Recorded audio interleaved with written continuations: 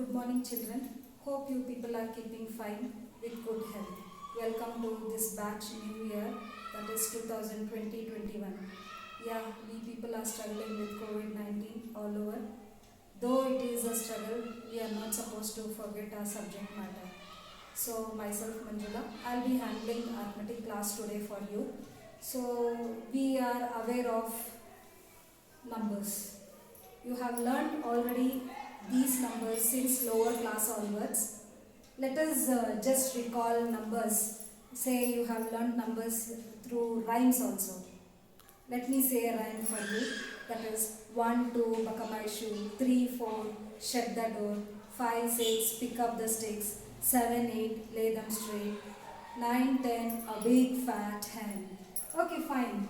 Now you have learnt numbers since lower class onwards. We are going to again learn or recall these numbers. What kind of or what type of numbers, special type of numbers we are going to learn here today. First of all, we will be learning about the natural numbers. What are these natural numbers? These natural numbers are denoted with letter N, capital letter N, and these natural numbers are nothing but we read from 1, 2, 3, 4 and still infinity. So, natural numbers are nothing but they are also called as counting numbers. We call these natural numbers also as counting numbers. Along with this counting numbers, we will be also learning the next kind of numbers, that is the whole numbers. What are these whole numbers? Whole numbers are nothing but the combination of 0, 1, 2, 3, 4 and infinity. What is the special about whole numbers? Whole numbers we are reading from 0 along with counting numbers. So whole numbers are denoted with capital letter W and we read from 0, 1, 2, 3, 4 and so on still infinity. After that, we will also be learning the next kind of numbers, that is integers. What are these integers? Integers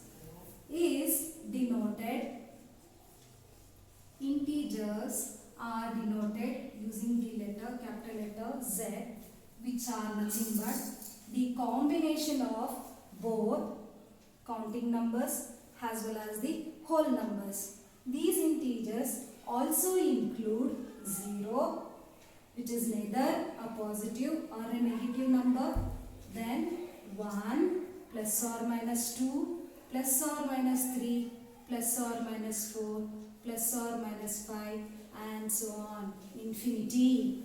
So here, what is that we are going to check here about the integers are, it is a special character here 0. 0 is undefined and 0 can never be neither be positive or it can never be negative.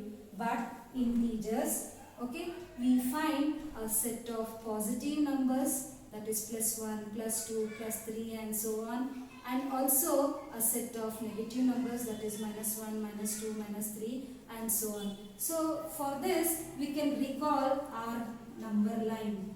So when we recall the number line, what is that we find in the number line? It is nothing but it starts from 0. On the right side of the number line, we find the positive integers or the positive numbers. And on the right side of the integer, number line, we find the negative integers, which is always in the decreasing order. When you move towards the right side of your number line, it is always in the increasing order. So, this is all about natural numbers. What are natural numbers? Nothing but called as counting numbers. Then we read these counting numbers as 1, 2, 3, 4 and still infinity. Next kind of number is nothing but what? Whole number, which is denoted with the capital letter W and we read from 0, 1, 2, 3, 4 and infinity.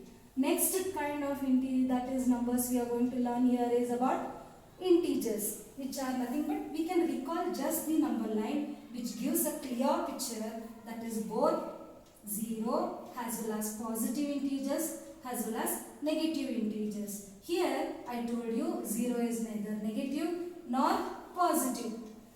This is all about 0. Now, so integers are the combination of both whole numbers as well as the counting numbers along with positive and negative numbers. So next we will be learning some of the properties of the rational numbers. Before going to rational numbers, I would like to tell you some more important thing about this number line.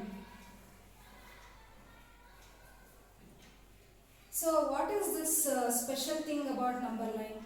Here you can find 0, plus 1, plus 2, plus 3 and so on. Between 0 and 1, 1 and 2, 2 and 3, we find numerous numbers. What are these? How can we find these numbers? So I'll just show you a small example about this number line. A number line consists of numerous numbers. Let me show you about number line.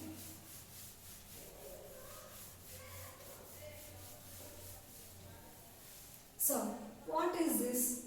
I'll just draw again a number line. So this is 0. 0 is neither negative or it is positive. So we find here plus 1, plus 2, plus 3 and so on. And here we find minus 1, minus 2, minus 3 and so on. So we find both positive integers as well as negative integers. As I told you, there are numerous numbers between 0 and 1. So we have come across our measuring scale.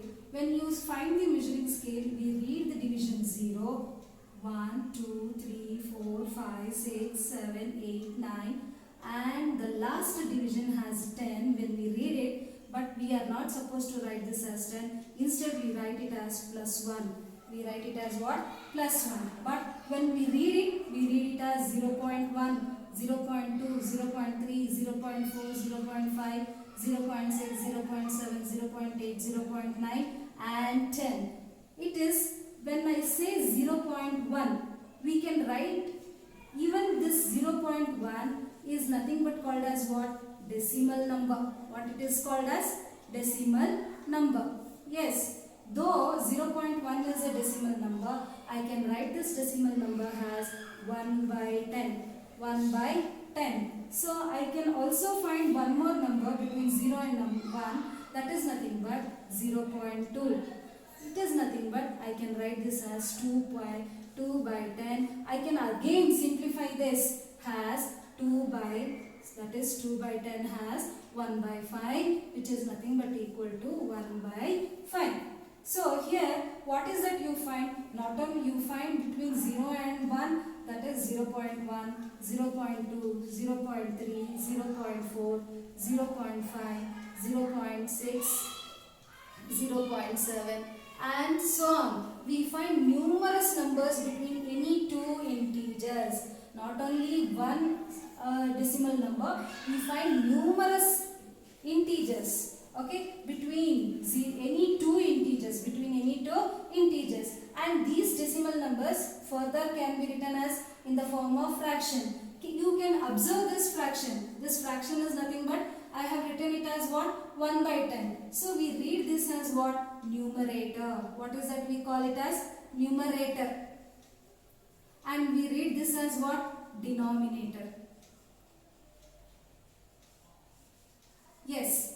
So we know this is numerator part and the denominator part. We also observe that denominator is not less than 0. Denominator is not less than 0. If I write, I can define 0. 0 can also be written as what? 0 by 1 is again nothing but equal to 0. If you consider again 0 by 2 is again nothing but equal to 0. Why? Again it is undefined here. Always keep in your mind, we call 1 by 10 as a fraction number until and then it is not less than 0. It should not even be equal to 0.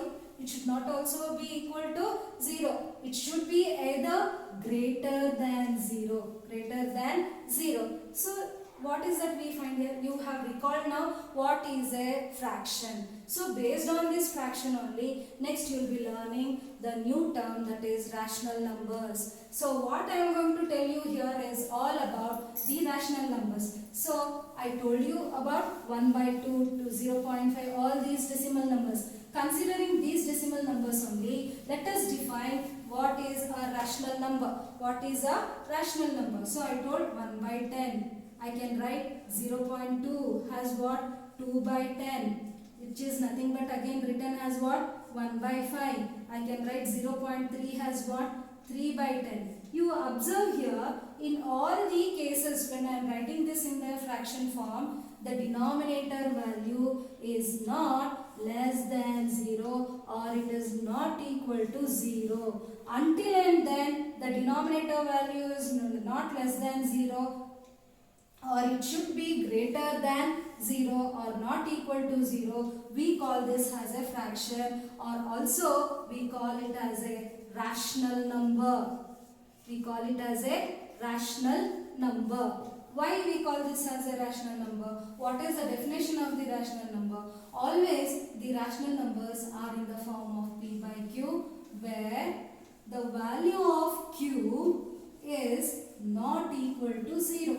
The value of Q is nothing but the denominator value should not be equal to 0. It should always be greater than 0. Greater than 0, or it should not be less than 0. It should be always in the form of P by Q. Until and then this condition holds good, we are not supposed to call any fraction as a rational number. So the what is the that when we call this as a rational number P by Q, where Q is not equal to 0 and it should the denominator value should be greater than 0, but it should not be less than 0. Should not be less than 0. So such a numbers we call it as a rational numbers. Based on these rational numbers, today we are going to learn again some properties related to rational numbers. What are those properties? Before going to the properties of the rational numbers, we will just recall what you have already learnt in your lower classes, the properties of the integers,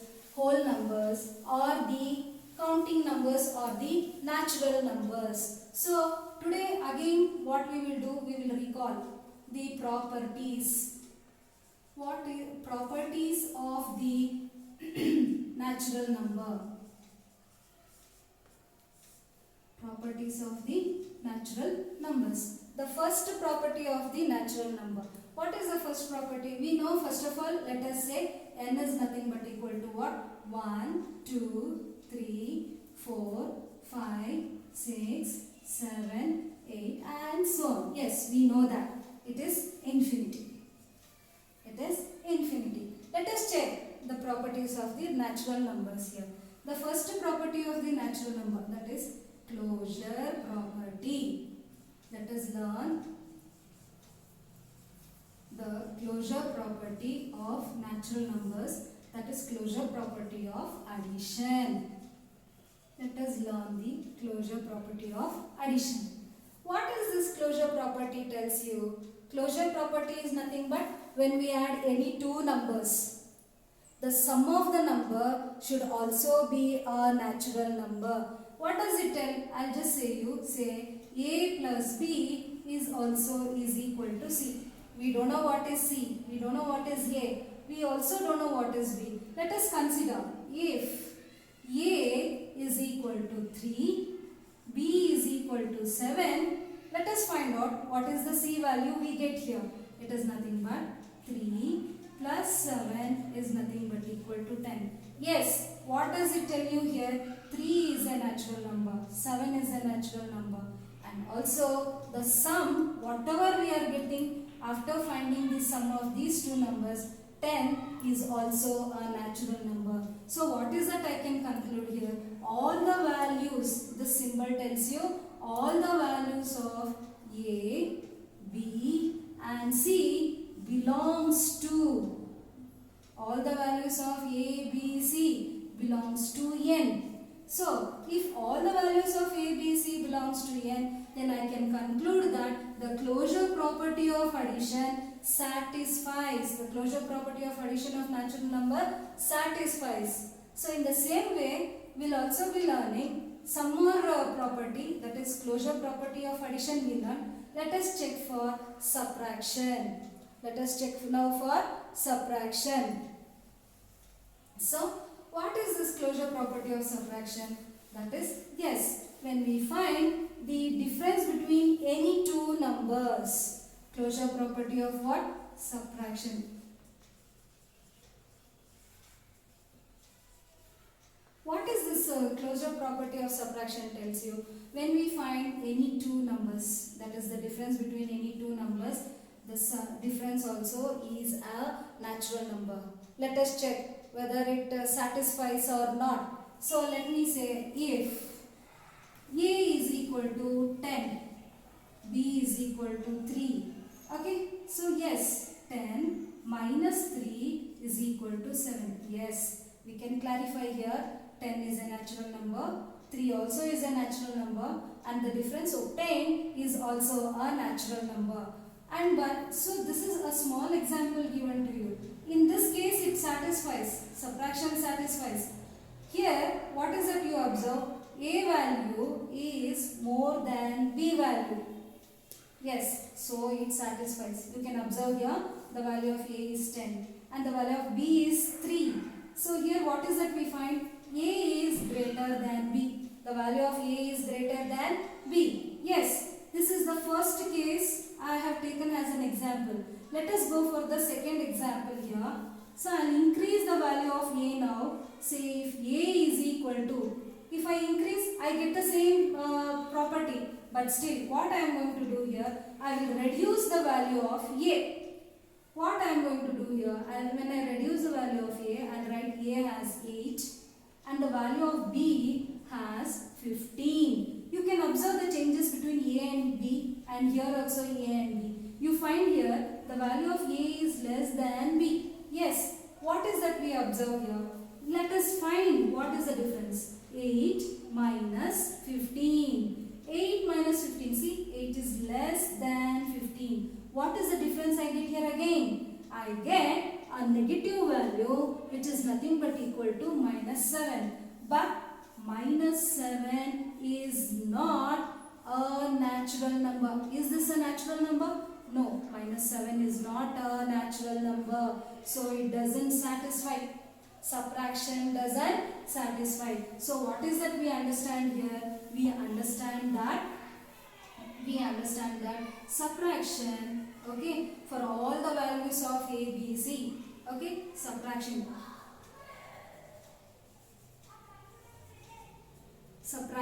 does not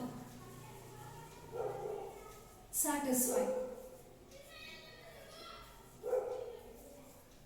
Okay, subtraction does not satisfy.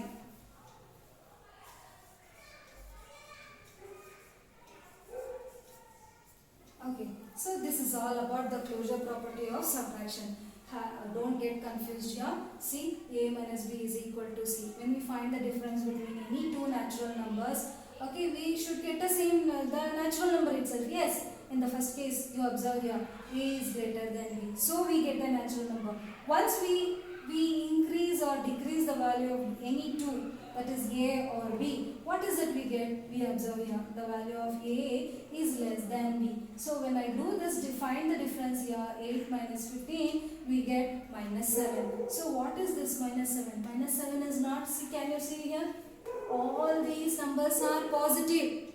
What is this? All these numbers are positive. So what is that we get? We can conclude here, minus 7 is not a natural number. Okay. Then next we will be learning here, after the closure property of subtraction, let us go for closure property of multiplication. What is this closure? Yes, we will find out. It is nothing but finding the product of any two numbers. When we find the product of any two numbers, we get the product also has a natural number. That is closure property of multiplication.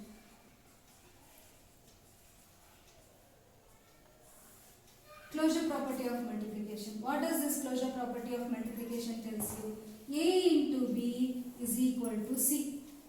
A into B is equal to C. I am going to consider the values of A. If A is equal to 10, B is equal to 5. Let us check. Yes. So it is nothing but 10 into 5 is equal to what? 50. Yeah. 10 is a natural number. 5 also is a natural number. The product obtained is what? 50. That also is a natural number. So what is that we conclude here? All values of A, B, C belongs to N. That is, all these three numbers are again natural numbers. So what I can say, A, B, C belongs to N, and therefore we can conclude that closure property of multiplication is satisfied under or for the natural numbers. In the same way, let us check for division, whether this closure property of division is satisfied or not. So, what does this closure property of division tells you? Let us check for some values, for the values of A, B, C. What does this division tell you? We know that when we divide any two number, the quotient obtained also should be a what? Natural number. Yes, I will divide A divided by B should be also equal to C, and C also should be a natural number. So I will consider a small example. Say a small example, if A is equal to 25 and B is equal to 5. Let us divide this. So what is that we get here? 25 divided by 5 is nothing but equal to what? 5. That is nothing but 25 divided by 5. 5 ones are 5 5s are, yes, is equal to 5. What is it we find? 25 is a natural number and 5 also is a natural number. The quotient obtained is also a natural number. Let me consider one more example here. Say if, okay, a second example, if A is equal to 24, A is equal to 24, I will consider B is equal to 5. I am going to just make a change the values of A and B. Let me check whether 24 is divisible by 24 by 5. Okay, what is the value we get? Is that possible to divide directly 5 and 24 by 5? No, it is not possible. Let us go for a simple division and check what is the quotient we are going to get. So 5 how many times? 5 fours are 20. So what is the remainder? 4. Place the decimal, bring down 0. 5 eights are 40. So it is nothing but again 0. So what is the quotient you get there? 4.8. But 4.8 is a decimal number and I can write 4.8 as 48 by 10, which is nothing but a fraction. But 48 by 10 is not a natural number. Okay, fine. So today we have learned the properties of, that is closure properties of addition, subtraction, multiplication and division. And what is that we learned here? Addition satisfies, multiplication satisfies, but subtraction and division does not satisfy for the natural numbers. So in the next coming classes we will be learning still more about the other properties of the natural numbers and next even the integers. Check